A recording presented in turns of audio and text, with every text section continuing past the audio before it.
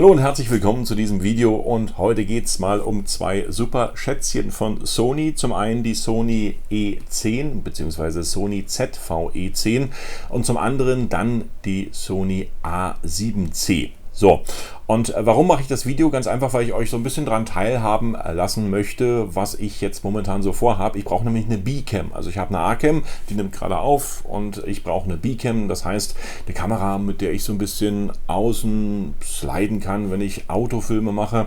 Dann muss die auch nicht so groß sein. Da geht man mal rein in den Innenraum, kann dann sozusagen so ein bisschen variieren. Wechselobjektive sollte sie definitiv haben. Also eine feste Cam bringt mir da nicht viel, weil ich auch öfter mal einen Weitwinkel brauche. Und ich überlege jetzt, ob ich jetzt APS-C, also die neue Sony ZV-E10 nehme, beziehungsweise doch beim Vollformat dann vielleicht lande mit der Sony A7C. Vom Budget habe ich mir so circa 2000 Euro gesetzt. Die 2000 Euro sind komplett mit Objektiv. Und ich lasse euch einfach mal daran teilnehmen, wie jetzt sozusagen so meine Gedankengänge sind. Und wer von euch die A7C mit der E10 mal vergleichen möchte, der ist natürlich bei diesem Video genau richtig. Aber es gibt natürlich ein Manko, und zwar ich filme zu 95% und fotografiere zu 5%. Das heißt, alles was den Bereich Foto betrifft, das wird heute nicht so doll erörtert. Das heißt, wir sind mehr beim Thema Video, und zwar zu 90%. Foto schneide ich ein bisschen an, aber Video ist sozusagen vorrangig für meinen Film. In diesem Sinne, viel Spaß beim Anschauen, und jetzt geht's los. Kommen wir als erstes zu den Gemeinsamkeiten, und da haben natürlich beide den 24-Megapixel Sensor verbaut. Gleichzeitig filmen auch beide in 4K 30 fps als höchste Auflösung und dann nochmal bei 1080p in 120 fps. Das sind so die Gemeinsamkeiten. Gleichzeitig, wenn man so aufs Äußere schaut, dann sieht man, beide haben natürlich hier den Flipscreen verbaut, und das ist auch ein riesengroßer Grund. Also ich würde keine Kamera von Sony ohne diesen ausklappbaren Display mehr nehmen, weil es ist einfach traumhaft, mit dem Klappdisplay zu arbeiten.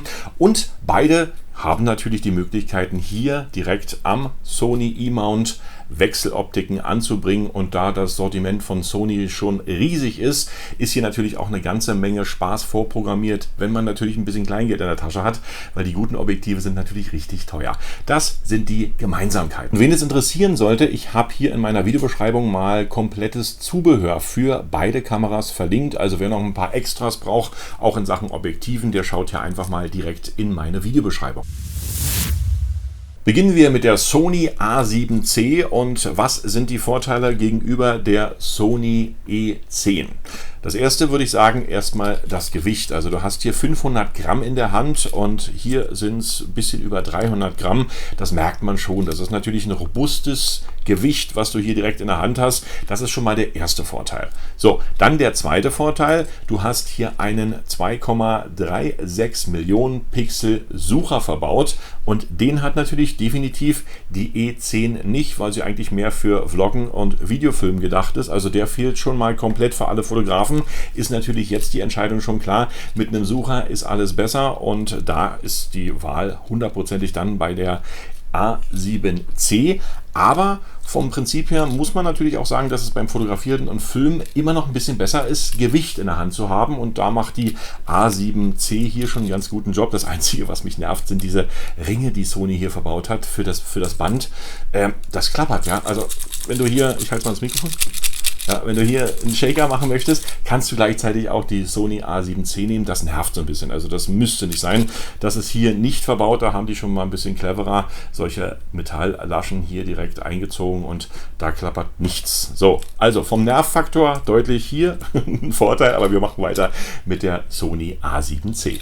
Der nächste Vorteil, natürlich der große Bildsensor. Hier ist ein Vollformat-Sensor verbaut, und der lässt natürlich automatisch mehr Licht rein. Ist im Lowlight viel besser, weil er einfach bessere Aufnahmen macht. Hat natürlich auch den größeren Bildausschnitt. Du kannst bessere Bouquets setzen und sehr viel machen mit dem großen Full-Frame-Sensor. Und gegenüber dem APS-C-Sensor hier in der ZV-E10 ist natürlich die Kamera von der Bildqualität deutlich besser. Wobei man sich natürlich über Bildqualität immer streiten kann. Im Fotobereich würde ich dem zustimmen, dass die Bildqualität hier deutlich besser ist. Im Videobereich gibt es natürlich anhand der Optiken noch viele Möglichkeiten, auch APS-C-Kameras richtig gut darzustellen. Also so groß sind die Unterschiede dann nicht beim Video.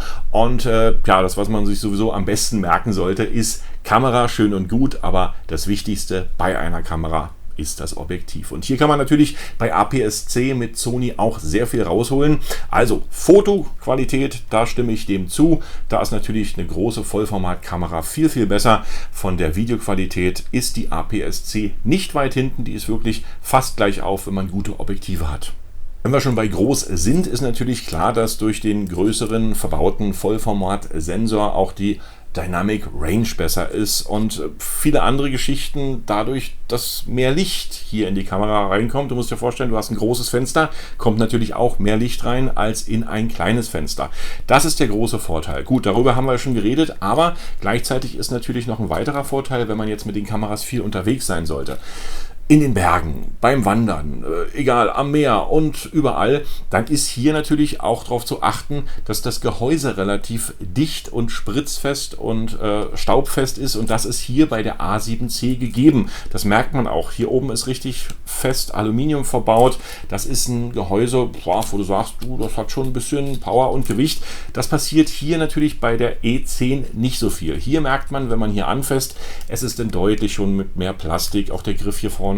Ist zwar alles ganz gut, du kannst sie auch halten, du kannst auch damit aufnehmen, aber in puncto Langlebigkeit und wenn du wirklich unterwegs bist als Filmer in sämtlichen Naturmöglichkeiten, die sich die Welt dir bietet, vom Wasser bis zum Strand, über Meer, über andere Dinge, Frost oder teilweise auch Regen, dann ist natürlich hier wieder die bessere Wahl, weil das ist natürlich langlebiger aufgrund des Bodys der Kamera, weil hier ist Qualität verbaut und hier ist alles spritz- und staubfest. Wenn wir schon beim Außen sind, machen wir natürlich auch beim Außen gleich weiter. Gegenüber der ZV-E10, die relativ karg ausgestattet ist mit weiteren Bedienflächen hier an der Außenfläche, hat natürlich die A7C immer noch viele Möglichkeiten, Dinge einzustellen im Außenbereich des Bodys. Zum Beispiel unser berühmtes Drehrad, was die meisten Fotografen überhaupt nicht vermissen möchten. Das ist ebenfalls noch angebaut, genau wie zwei mögliche unterschiedliche Auslöser. Das eine mal Video, das andere mal dann komplett Foto. Für Belichtung und andere Dinge hast du hier ebenfalls noch deine Rädchen. Das Menü ist ein bisschen anders strukturiert, das kann man hier über diese Taste erreichen. Eigentlich eine clevere Idee, das ist so ein bisschen aussortiert gegenüber den Bedienungsmenüs bei der Aufnahme. Finde ich ganz gut, die Idee, aber so von den Außendingen, die hier sozusagen an der A7C verbaut sind, ist natürlich hier noch mehr Möglichkeit, Dinge einzustellen, beziehungsweise über Wählräder an verschiedene Menüs zu kommen als bei der E10. Ein ganz großer Vorteil gegenüber der ZV-E10 ist natürlich hier der verbaute Akku in der A7C. Der, kann man so über den Daumen sagen, macht doppelt so lange wie der Akku von der E10. Bei den Fotos sind es 740 Fotos. Hier würdest du 440 Fotos machen können mit einer Akkuladung. Und beim Video ist es natürlich ähnlich. Also hier bist du sozusagen knapp eine Stunde, dreiviertel Stunde unterwegs mit der Kamera. Und hier sind es dann schon 1,5, wenn du Videofilm direkt mal in Betracht ziehen solltest. Also der Riesenvorteil, ob Video oder Foto, ist der größere Akku bei der A7C. Als Zusammenfassung zur A7C muss man sagen, hier ist gegenüber der ZV1 ein stabiles, robustes Gehäuse, ein großer Vollformat-Sensor verbaut. Gleichzeitig hast du hier mehr Drehregler und Möglichkeiten, deine Kamera zu bedienen. Der Sucher und gleichzeitig natürlich auch noch die größere Batterie. Das sind so die wichtigsten Vorteile von der A7C gegenüber der ZV-E10. Und bei den ganzen Vorteilen der A7C glaubt man natürlich nicht, dass die kleine ZV-10 ebenfalls noch Vorteile hat gegenüber der A7C. Aber es ist tatsächlich so, und zwar der erste Vorteil ist dann wieder, was hier auch der Vorteil ist, das Gewicht. Aber das kommt natürlich auf eure Ansprüche an, was ihr mit der Kamera machen möchtet. Und da ist manchmal ein richtig kleines Gewicht gar nicht mal so schlecht. Gerade wenn wir hier so ein bisschen in Taschen die Sachen unterkriegen möchten. Und ihr wisst ja, wenn ihr mal 1,5 oder 2 Stunden unterwegs seid in der Natur, da ist eine Kameraausrüstung natürlich ganz schön schwer. Und das hat natürlich bei der E10 einen Riesenvorteil, denn hier ist das wirklich relativ leicht. Ich sagte es am Anfang, ca. 300 Gramm Gewicht ohne Optik bei dieser Kamera. Und das ist schon mal der erste Vorteil, das ist das geringe Gewicht. Des Weiteren, mein Riesenvorteil, und ich möchte es auch nie wieder missen, ist das Zoomrad hier vorne, und das gibt es bei Sony dann nochmal an der FX3 verbaut, und die ist natürlich deutlich teurer, die kostet glaube ich so knapp 5.000 € ohne Objektiv, und hier hat Sony auch dieses Zoomrad verbaut, womit man dann die Zoom-Objektive auch von der Kamera steuern kann. Du hast normalerweise hier am Objektiv dann auch eine Taste dran, für die Kamera wäre das wahrscheinlich eine interessante Idee, aber hier brauchst du das nicht, denn du kannst hier mit deinem Zoomrad komplett von der Kamera direkt ranzoomen, was ich manchmal bei meinen Aufnahmen gar nicht mal so schlecht finde. Deswegen ist das eine gute Erfindung und ein Riesenvorteil gegenüber der A7C. Noch ein Vorteil, wenn du gerade bei Video bist und mit Video aufnimmst, dann hast du natürlich immer die Angst, dass sozusagen deine Kamera nicht aufnimmt, und da gibt es natürlich hier bei der A7C eine relativ kleine Kontrollleuchte, die ist hier oben im Display verstaut, und das siehst du dann am helllichten Tage oder bei weiteren Entfernungen siehst du natürlich nicht, ob deine Kamera aufnimmt oder nicht, es sei denn, du hast die Handy-App, da ist es dann komplett nochmal drauf, aber wenn du das nicht hast, ist natürlich der riesengroße Vorteil hier die ZV-E10, denn du hast erstens hier ein Tele-Light und gleichzeitig natürlich im Rahmen verbaut, hier sozusagen im Display einen roten Rahmen verbaut, der sozusagen dann anzeigt, ob du aufnimmst oder ob die Kamera gerade im Standby-Modus ist, und das ist natürlich gerade für hektische Situationen oder für Lowlight-Geschichten oder wenn du weiter weg bist, eine unwahrscheinlich gute, interessante Möglichkeit hier bei der ZV-E10 deine Aufnahme zu überwachen, so bist du immer safe.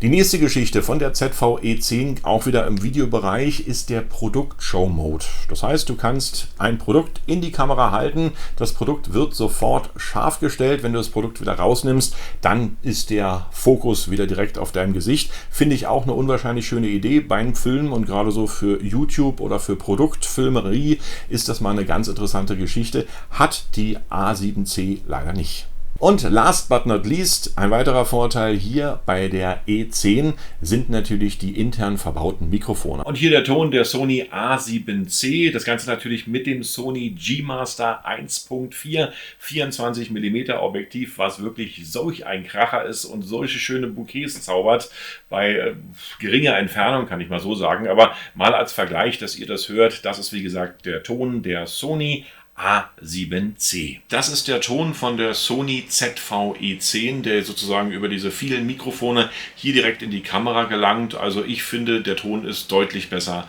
als bei der Sony A7C. Also du hast hier wirklich komplett super Ton. Der Ton von der A7C ist auch super, aber ich finde, der Ton hier von der ZV-E10 ist noch ein Stückchen besser, also nochmal ein Riesenvorteil gegenüber der A7C in Sachen Video. Das ist hier bei der ZV-E10 der Ton. Auch nochmal ganz kurz die Vorteile der ZV-E10 gegenüber der A7 III zusammengefasst. Zum ersten natürlich das Zoom-Rädchen hier vorne, womit man sozusagen Objektive steuern kann in Sachen Zoom. Zum zweiten das rote Tele-Light, was hier leuchtet, gleichzeitig das Viereck, was rot leuchtet im Display, was sozusagen dir dann deine Aufnahme anzeigt, und natürlich die geringe Größe, das geringe Gewicht zum Handeln, je nach Ansprüche, ist die Kamera dann wirklich deutlich im Vorteil. Habe ich noch was vergessen? Den Produktmode und natürlich auch die Mikrofonqualität, die sind gegenüber der A7C hier besser.